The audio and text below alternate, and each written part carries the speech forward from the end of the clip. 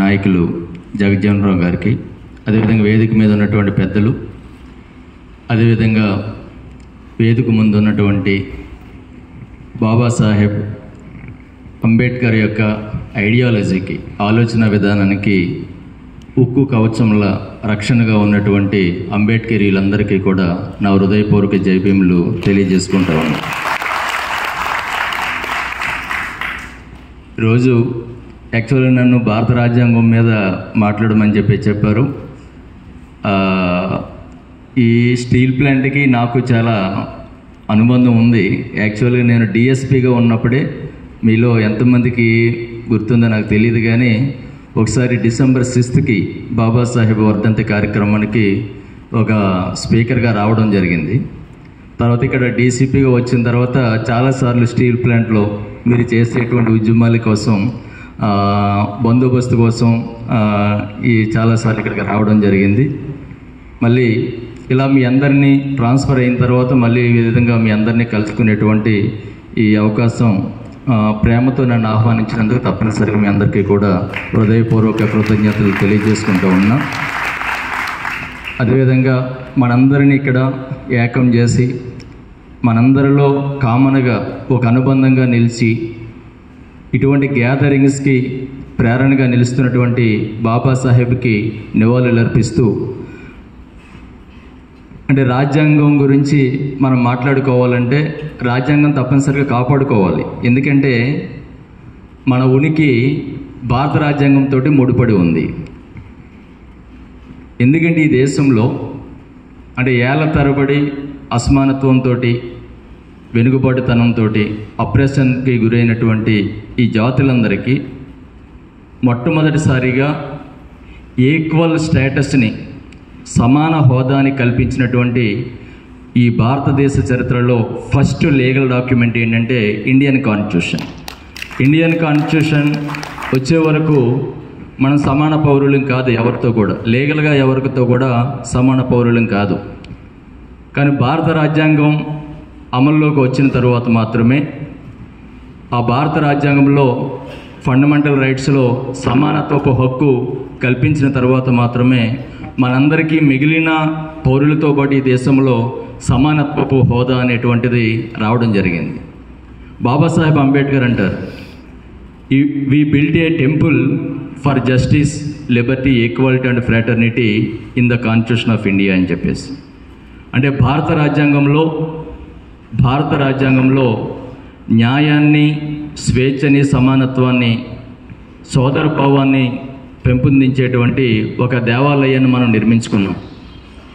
దీన్ని కానీ మనం కాపాడుకోలేకపోతే ఈరోజు మనం అనుభవిస్తున్నటువంటి ఈ స్వేచ్ఛ కానీ, సమానత్వం కానీ, ఈ యొక్క సోదరభావం కానీ, న్యాయం కానీ ప్రతిదీ కూడా మనం కోల్పోయేటువంటి ప్రమాదం ఉంది. ఇది 100కి 100 వాస్తవం. ఎందుకంటే బాబాసాహెబ్ అంబేద్కర్ ఈ దేశానికి అత్యంత ఉత్కృష్టమైనటువంటి రాజ్యాంగాన్ని భారతదేశానికి బాబాసాహెబ్ అంబేద్కర్ అందించడం జరిగింది. యాక్చువల్గా ప్రపంచంలో ఉన్నటువంటి అన్ని ఆధునిక దేశాలలో ఒక రాజ్యాంగం తప్పనిసరిగా ఉంటుంది. అయితే భారతదేశం అంత పెద్ద దేశం ప్రపంచంలో ఎక్కడా లేదు. అంటే జనాభా పరంగా చూస్తే మనది అత్యంత పెద్ద దేశం.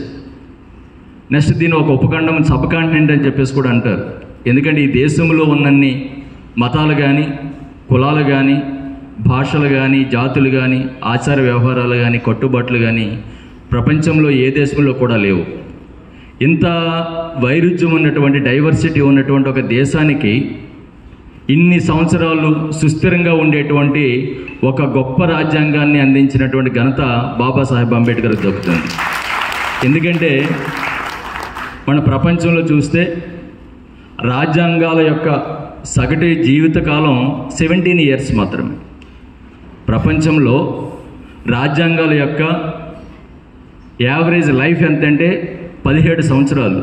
17 years తర్వాత ఆ రాజ్యాంగం కూలిపోవడమో, రాజ్యాంగాన్ని సమూలంగా మార్చుకోవడమో, ఇటువంటి సంఘటనలు మనం చాలా చూస్తూ ఉన్నాం. మన పక్కన ఉన్నటువంటి నేపాల్లో కానీ, పాకిస్తాన్లో కానీ, చుట్టుప్రక్కల ఉన్నటువంటి అనేక దేశాలు మనం చూస్తూ ఉన్నాం. కానీ ఇంత వైరుధ్యం ఉన్నటువంటి భారతదేశంలో ఇంత వైరుధ్యమైనటువంటి భారతదేశంలో 75 సంవత్సరాలు అయినా కానీ రాజ్యాంగం అమల్లోకి వచ్చి ఇప్పటికీ అదే రాజ్యాంగం యొక్క మౌలిక స్వరూపం కొనసాగుతూ ఉన్నదంటే అది బాబాసాహెబ్ అంబేద్కర్ యొక్క ఆలోచన విధానానికి అద్దం పడుతూ ఉంది. అది బాబాసాహెబ్ అంబేద్కర్ యొక్క గొప్పతనం. నెక్స్ట్ బాబాసాహెబ్ అంబేద్కర్ అంటే మిగిలిన రాజ్యాంగాలకి భారత రాజ్యాంగానికి ఉన్నటువంటి ప్రధానమైనటువంటి తేడా ఏంటంటే మిగిలిన దేశాల్లో కూడా రాజ్యాంగాలు చాలా ఉన్నాయి. ఆ రాజ్యాంగాల్లో ప్రధానంగా స్వేచ్ఛ కోసం స్వాతంత్రం కోసం చెప్తారు. అంటే మిగిలిన అన్ని దేశాల్లో కూడా విప్లవాలు జరిగినాయి. అన్ని దేశాల్లో కూడా విప్లవాలు ఎందుకు జరిగినాయి అంటే స్వేచ్ఛ కోసం స్వాతంత్రం కోసం విప్లవాలు జరిగినాయి. కానీ భారతదేశంలోనే స్వేచ్ఛతో పాటు సమానత్వం కోసం ఒక రాజ్యాంగం రాయడం కానీ ఒక విప్లవం జరగడం కానీ జరిగింది. అది బాబాసాహెబ్ అంబేద్కర్ వల్ల మాత్రమే జరిగింది అనేటువంటిది మనం అర్థం చేసుకోవాలి. అందుకని ఈ రోజుకి బాబాసాహెబ్ అంబేద్కర్ని యాక్చువల్గా ఆయన చనిపోయిన తర్వాత కొంతకాలం తొక్కుపెట్టి ఉంచారు. ఆయన్ని బయటికి రాకుండా చేయడానికి తొక్కుపెట్టి ఉంచారు. ఎందుకంటే వాళ్ళకి తెలుసు బాబాసాహెబ్ అంబేద్కర్ చాలా శక్తివంతమైనటువంటి వ్యక్తి. ఆయన జీవితం కానీ ఆయన సిద్ధాంతం కానీ ఆయన ఎటువంటి వాడు అంటే ఒక అణుబాంబు లాంటి వాడు. ఆయన కానీ బయటకు వస్తే చాలా పెద్ద ఆయన్ని కంట్రోల్ చేయడం ఎవరి వల్ల కాదు. మీలో చాలామంది సైన్స్ స్టూడెంట్స్ ఉంటారు ఇక్కడ, స్టీల్ ప్లాంట్ కాబట్టి న్యూక్లియర్ ఫ్యూజన్ అనేటువంటి ఒక సిద్ధాంతం ఉంటుంది. అంటే ఒక ఆటము 2 ముక్కలుగా విడిపోతే పవర్ జనరేట్ అవుతూ ఉంటుంది. బాబాసాహెబ్ అంబేద్కర్ సిద్ధాంతం కూడా అలా వ్యాపిస్తూ ఉంటే పవర్ జనరేట్ అవుతూ ఉంటుంది. ఆ పవర్ ఇప్పుడు ప్రపంచంలో అన్ని చోట్ల కూడా వ్యాపిస్తూ ఉన్నది. That is the power of Babasaheb Ambedkar's ideology. ఈ రోజున మనం చూస్తూ ఉన్నాం ఈ దేశంలో ఈ ప్రపంచంలో అనేకమైనటువంటి స్వాతంత్ర దేశాలు ఉన్నాయి. కానీ ఎక్కడైతే సమానత్వం లేదో ప్రతి చోటకి ఈ రోజున బాబాసాహెబ్ అంబేద్కర్ యొక్క అవసరం ఉంది. ఈ రోజున అమెరికాలో స్టాట్యూ ఆఫ్ లిబర్టీ ఉంది. ఆ స్టాట్యూ ఆఫ్ లిబర్టీతో అమెరికాలో సంపూర్ణమైనటువంటి స్వేచ్ఛా స్వాతంత్రాలు రాలే. కానీ ఎప్పుడైతే అక్కడ బాబాసాహెబ్ అంబేద్కర్ యొక్క విగ్రహాన్ని స్టాట్యూ ఆఫ్ ఈక్వాలిటీని పెట్టారో అక్కడ ఇప్పుడు నిజమైనటువంటి స్వేచ్ఛా స్వాతంత్రాలు అందరికీ కూడా స్ఫూర్తివంతంగా నిలుస్తున్నాయి అనేటువంటిది మనం అర్థం చేసుకోవాలి. ఎందుకంటే అమెరికాలో స్వేచ్ఛా స్వాతంత్రం ఉంది కానీ సమానత్వం లేదు. బాబాసాహెబ్ అంబేద్కర్ యొక్క ఐడియాలజీని ఆయన యొక్క సిద్ధాంతాన్ని స్ఫూర్తిగా తీసుకుని ఈ రోజున అమెరికాలోని 3 రాష్ట్రాల్లో ఈక్వాలిటీ కోసం చట్టాలు చేయడం జరిగింది. ఈక్వాలిటీ కోసం చట్టాలు చేయడం జరిగింది. అది బాబాసాహెబ్ అంబేద్కర్ యొక్క గొప్పతనం. కేవలం అమెరికాలోనే కాదు, ఎక్కడైతే అసమానత్వం ఉందో, ఎక్కడైతే అప్రెషన్ ఉందో, దోపిడీ ఉందో అన్ని చోట్లకి ఈ రోజున బాబాసాహెబ్ అంబేద్కర్ వెళ్ళడం జరుగుతూ ఉన్నది.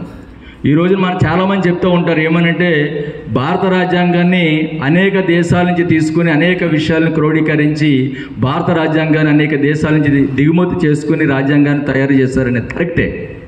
ఎందుకంటే రాజ్యాంగంలో ఏ దేశ రాజ్యాంగంలో అయినా కొన్ని మౌలిక లక్షణాలు ఉంటాయి, దాన్ని ఎవరు కాదనలేరు.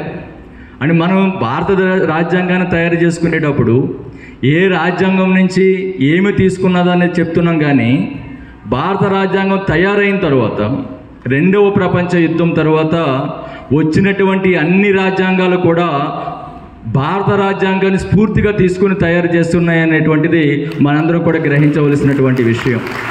ఈ రోజున దక్షిణాఫ్రికా రాజ్యాంగం ఉంది. దక్షిణాఫ్రికాలో 1990sలో దక్షిణాఫ్రికాకి స్వాతంత్రం వచ్చింది. అంతవరకు అక్కడ తెల్లవాళ్ళే పరిపాలన చేస్తూ ఉన్నారు. కానీ అక్కడ బ్లాక్స్కి స్వేచ్ఛ స్వాతంత్రాలు లేవు. కానీ బ్లాక్స్ అక్కడ ఒక రాజ్యాంగాన్ని తయారు చేసుకునేటప్పుడు స్వయంగా దక్షిణాఫ్రికా అపార్థీయుడు అనేటువంటి ఆ జాత్యహంకారం అనేటువంటి దానికి వ్యతిరేకంగా ఉద్యమం చేసినటువంటి నెల్సన్ మండేలా గారు స్వయంగా చెప్పినటువంటి విషయం ఏంటంటే దక్షిణాఫ్రికా రాజ్యాంగానికి స్ఫూర్తి ఏంటంటే భారత రాజ్యాంగము బాబాసాహెబ్ అంబేద్కర్ యొక్క ఆలోచనలకు అనుగుణంగానే మేము దక్షిణాఫ్రికా రాజ్యాంగాన్ని తయారు చేసుకుంటున్నామని స్వయంగా నెల్సన్ మండేలా గారు చెప్పడం జరిగింది. అది బాబాసాహెబ్ అంబేద్కర్ యొక్క గొప్పతనం, భారత రాజ్యాంగం యొక్క గొప్పతనం. ఈరోజు ఈ దేశంలో సమానత్వాన్ని సాధించడం కోసం మిగిలిన సమాజంతో పాటు వెనుకబడి ఉన్నటువంటి ఎస్సీ ఎస్టీలని కానీ బీసీలని కానీ ముందుకు తీసుకెళ్ళిపోవడానికి బాబాసాహెబ్ అంబేద్కర్ రాజ్యాంగంలో పాజిటివ్ డిస్క్రిమినేషన్ అనేటువంటిది, రిజర్వేషన్ వ్యవస్థ అనేటువంటిది ఏదైతే పెట్టారో, ఈ రోజున ప్రపంచంలో అసమానత్వం ఉన్న చోట ప్రతి దేశంలో కూడా ఈ రిజర్వేషన్ పాలసీని అంబేద్కర్ సిద్ధాంతానికి అనుగుణంగా పొందుపరచుకోవడం అనేటువంటిది ఈ రోజున మనం చూస్తూ ఉన్నాం. ఈరోజు దక్షిణాఫ్రికా చూస్తే అక్కడ రిజర్వేషన్ ఉన్నది, బ్లాక్స్గా చాలా చోట్ల రిజర్వేషన్ ఉంది. ఈవెన్ అక్కడ ఉన్నటువంటి దక్షిణాఫ్రికా జాతీయ క్రికెట్ జట్టులో కూడా అక్కడ రిజర్వేషన్ ఉంది. మీలో ఎంతమందికి తెలుసు నాకు తెలియదు, కానీ అక్కడ క్రికెట్ ఆడేటువంటి 11 మందిలో 6 తప్పనిసరిగా బ్లాక్స్ కానీ ఇండియన్స్ కానీ ఉండాలనేటువంటిది అక్కడ రాజ్యాంగంలో చెప్పడం జరిగింది. ఈ రోజున మీరు చూడండి, మొన్నటి వరకు అంటే 1990s వరకు దక్షిణాఫ్రికా క్రికెట్ జట్టులో అందరూ తెల్లవాళ్ళే ఉండేటువంటి వారు. ఈ రోజున దక్షిణాఫ్రికా క్రికెట్ జట్టుని కానీ మనం చూసుకున్నట్లయితే 11 మందిలో 6 బ్లాక్స్ కానీ ఇండియన్స్ కానీ ఉంటారు. ఎందుకంటే అక్కడ రిజర్వేషన్ సిస్టమ్ పెట్టడం జరిగింది కాబట్టి. అంటే ఇది ఒక ఉదాహరణ మాత్రమే, దక్షిణాఫ్రికా అనేటువంటిది ఒక ఉదాహరణ మాత్రమే. దక్షిణాఫ్రికా కానీ, నేపాల్ కానీ, మారిషస్ కానీ, వియత్నాం కానీ, జపాన్ కానీ, అమెరికా కానీ, యూకే కానీ, కెనడా కానీ, ఎక్కడ చూసినా మనకు బాబాసాహెబ్ అంబేద్కర్ కనబడతారు, ఆయన యొక్క స్ఫూర్తి కనబడుతుంది అనేటువంటిది ఈ రోజున ఒక నిజమైనటువంటి వాస్తవం అనేటువంటిది మనందరం కూడా గ్రహించాలి. అందుకనే మొన్నటికి మొన్న 2025 సంవత్సరంలో ఏప్రిల్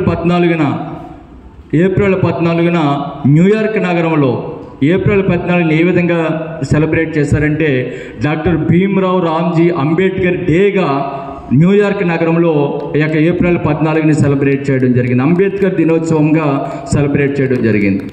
ఏప్రిల్ 14న కెనడాలో ఏ విధంగా సెలబ్రేట్ చేశారంటే, డే ఆఫ్ ఈక్వాలిటీగా, సమానత్వ దినోత్సవంగా బాబాసాహెబ్ అంబేద్కర్ యొక్క బర్త్డేని సెలబ్రేట్ చేయడం జరిగింది. ఈ రోజున అంటే బాబాసాహెబ్ అంబేద్కర్ కానీ, ఆయన యొక్క స్ఫూర్తి కానీ, ఆయన దేశంలో రచించినటువంటి భారత రాజ్యాంగం కానీ అనేక దేశాలకి, ప్రపంచానికి ఒక ఆదర్శంగా నిలబడ్డది అనేటువంటిది ఇది 100% వాస్తవం.